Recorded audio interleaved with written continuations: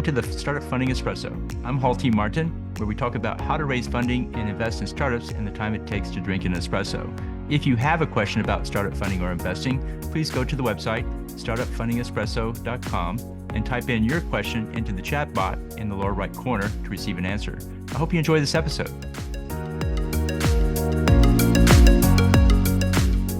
Hello, this is Hall T. Martin with the Startup Funding Espresso, your daily shot of startup funding and investing. Artificial intelligence, or AI, brings new capabilities and applications. Many startups launch their business around AI technology. Investors considering an investment into an AI startup should check the following. Source of data. Does the startup have access to data sets? Unique data. Does the startup have a data set that others do not have access to? Clean data. Is the data clean and ready for use, or must it go through a costly cleaning process? Quantity of data. Does the startup have access to a substantial amount of data?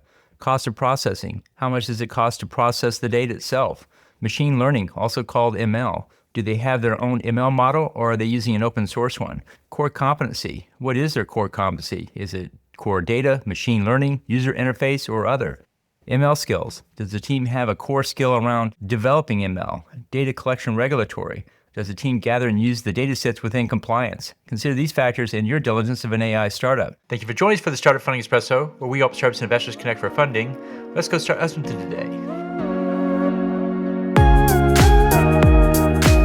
Hall T. Martin is the director of Investor Connect, which is a 501c3 nonprofit dedicated to the education of investors for early stage funding. All opinions expressed by Hall and podcast guests are solely their own opinions and do not reflect the opinion of Investor Connect. This podcast is for informational purposes only and should not be relied upon as a basis for investment decisions.